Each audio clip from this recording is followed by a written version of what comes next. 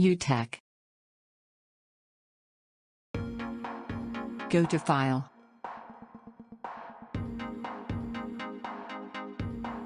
Click on Options.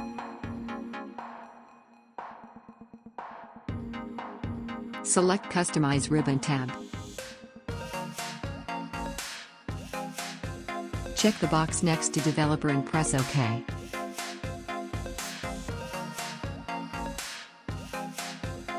Click on the Developer tab.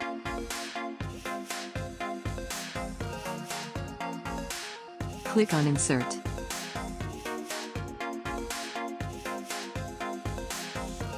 Select the checkbox tool.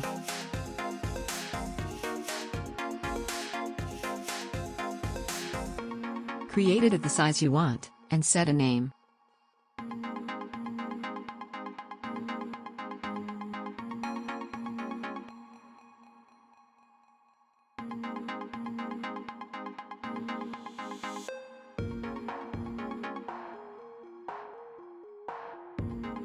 After you place the checkbox, click on the cell and drag it down for multiplying it.